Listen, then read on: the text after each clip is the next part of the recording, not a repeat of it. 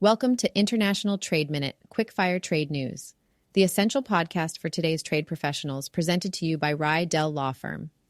If you're a seasoned practitioner, this is where you'll find your weekly briefing on the pulse of international commerce and regulation. We bring you the latest legal and trade news, distilled into straightforward, bite-sized updates. Sponsored by Renewal Law Firm, this podcast is crafted by expert trade attorneys to keep you ahead of the curve with concise, actionable insights. Perfect for your morning commute or coffee break, stay informed without the fluff. Subscribe now on Apple Podcasts and Spotify, and join our professional community on LinkedIn. Today, we are exploring the latest impactful developments in international trade, U.S. bans, Kaspersky antivirus software, CBP's stance on brokers and contraband, BIS denial order for a U.S. forwarder, false timber declarations by a wooden cabinet importer, and AGOA renewal bill challenges. We will explore the key details of these stories. Let's get started.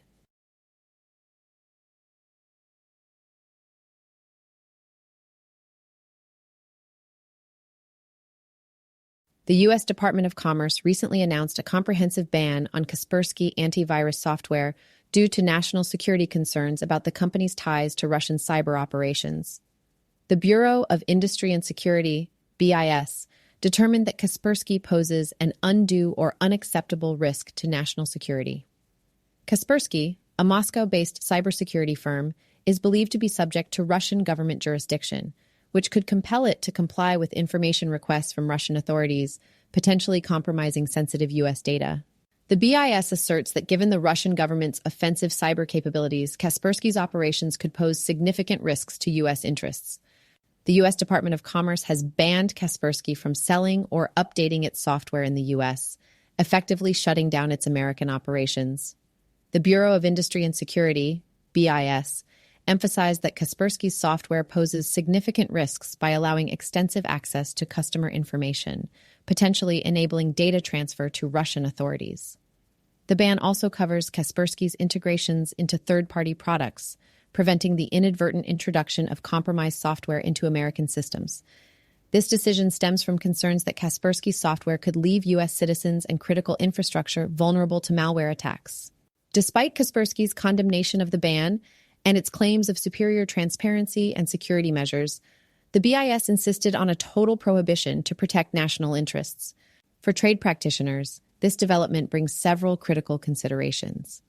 Companies that have deployed Kaspersky software will need to expedite their migration to alternative cybersecurity solutions.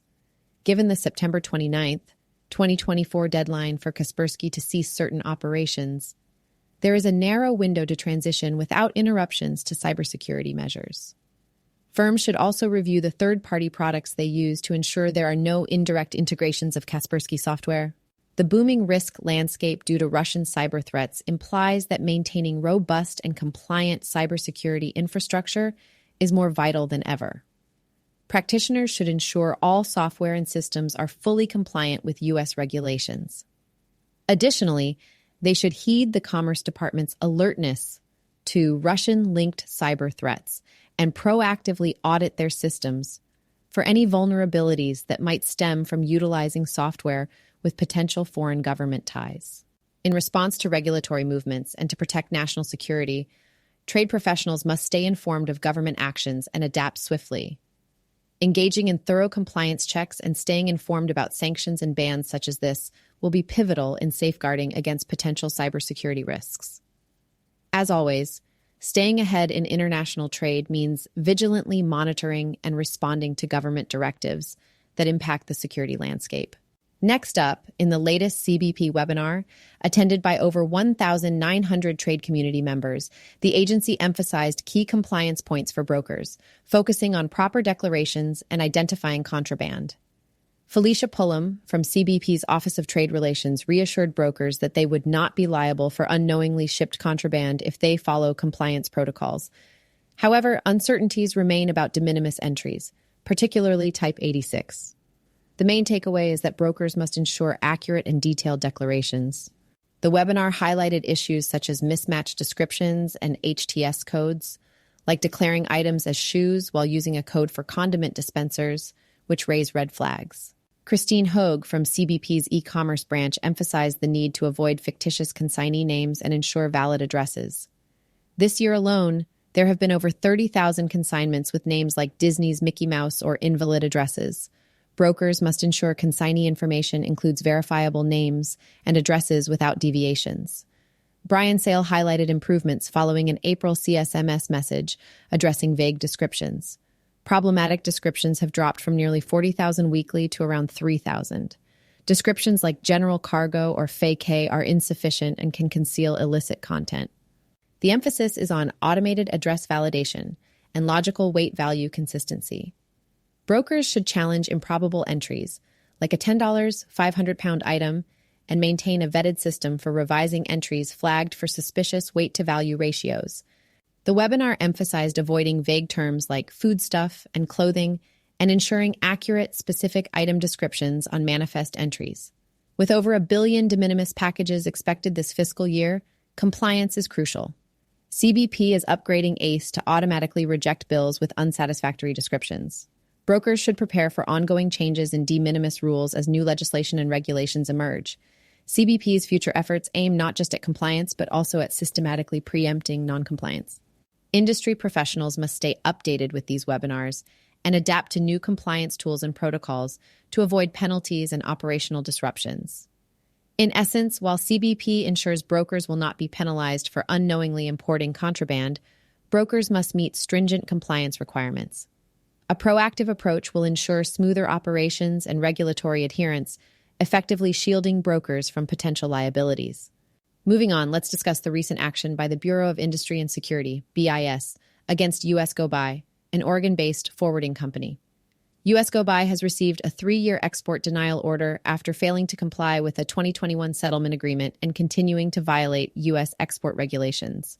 The company was initially fined $20,000 for illegally exporting rifle scopes to the UAE and China and had agreed to audit its export compliance program and implement corrective actions. However, BIS found that US Go By did not follow through, leading to continued violations. Matthew Axelrod, BIS's export enforcement official, emphasized that this denial order is a warning to the industry. He noted that companies failing to adhere to compliance measures and settlements risk losing their export privileges entirely. This case underscores the necessity for forwarding companies to maintain robust compliance programs to avoid severe repercussions. The 2021 settlement allowed US Go By to avoid a 3-year denial order if it rectified its compliance lapses. However, an audit revealed ongoing deficiencies, including 176 failures to file electronic export information and record-keeping violations under the Export Administration Regulations, EAR. US Go By also failed to enhance its compliance controls to identify items requiring an export license. Despite being notified of these issues, US Go By did not implement necessary corrective actions. In November 2022, a joint operation between BIS and Homeland Security intercepted a shipment to US Go By's Oregon warehouse, marked as needing an export license. Alarmingly, US Go By exported the package to China the same day it was received. John Sonderman, director of the BIS Office of Export Enforcement, emphasized the need for package forwarding companies to adhere to the Export Administration Regulations, EAR. Companies must identify when authorization is required for exports and secure it. US Go By's neglect of these requirements, despite being under probation, highlights a lack of diligence that BIS will not tolerate. For trade practitioners, this serves as a critical reminder to maintain a rigorous export compliance program. Regular audits, promptly addressing deficiencies, and staying vigilant about regulatory obligations are essential. The US Go By incident underscores the risks of noncompliance and the importance of continuous improvement in compliance protocols. Ensure thorough staff training on export controls and EAR requirements, and engage in regular reviews to stay aligned with legal mandates. Failure to adhere to these practices can lead to significant operational disruptions and severe penalties. Turning to our next story, a Washington state-based company, Tip the Scale, operating under the name L&D Kitchen and Bath, recently faced significant legal repercussions. They pleaded guilty to making false declarations on timber imports from China, leading to a hefty $360,000 fine and a 3-year probation period. From January to May 2020, tip-the-scale imported wooden kitchen cabinets and bathroom vanities into the U.S. However, they falsely declared these products as being made from a different species of wood harvested in Malaysia.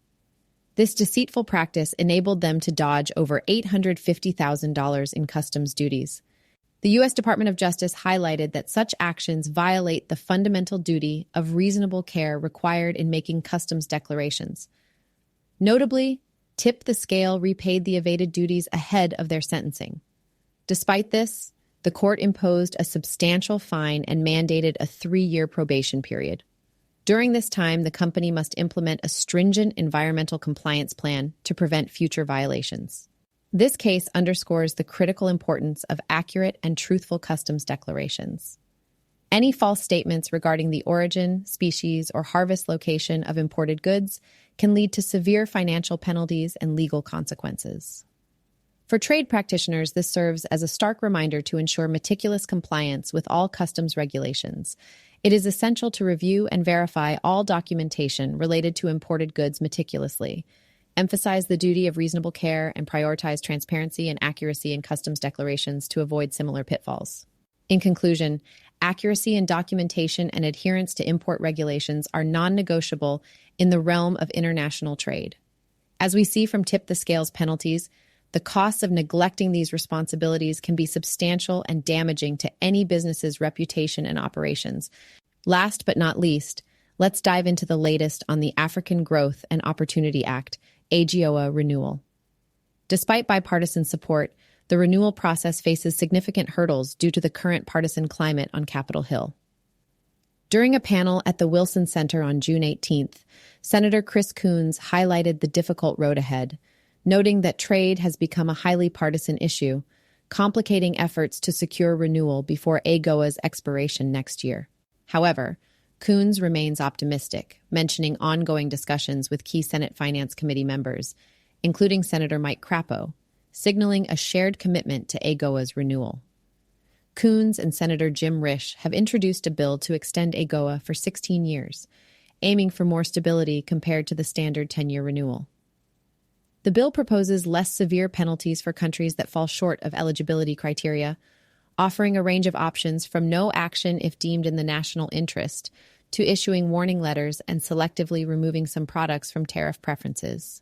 Another focus is reducing the frequency of country evaluations to ease compliance for participating countries. This change is crucial given the growing influence of Russia and China in Africa. The proposed bill's flexibility aims to balance enforcement with strategic considerations. Florizel Leiser, President and CEO of the Corporate Council on Africa, highlighted AGOA's success in integrating African economies into global markets, creating employment opportunities, especially for women. She emphasized the need for enhancements in the reauthorization to maximize AGOA's impact. Sam DuPont, economic policy advisor to Senator Coons, noted criticisms of AGOA's enforcement system, which often harms workers rather than policymakers. The new bill addresses these concerns with a nuanced enforcement mechanism, allowing for targeted sanctions without dismantling trade benefits for a country. Trade practitioners should note that the proposed legislation aims to improve AGOA utilization. It encourages African governments to create strategies to maximize the program's benefits and includes provisions for trade capacity building assistance. The panel also discussed the need for a pathway to reinstate eligibility for excluded countries, though the current bill does not change eligibility criteria. In conclusion, despite challenges, there is significant momentum and bipartisan support for AGOA's renewal. Trade professionals should monitor these developments, as a renewed AGOA could provide expanded opportunities and a nuanced regulatory landscape for trade with Africa. Thanks for tuning in to International Trade Minute, Quick-Fire Trade News. We hope you found today's episode insightful and useful for your practice. Remember, our podcast is brought to you by Rydell Law Firm, your trusted partner in navigating international trade law. Don't miss our next episode. Subscribe now on Apple Podcasts and Spotify. Stay connected and continue the conversation with us on LinkedIn. Until next time, stay informed and stay ahead.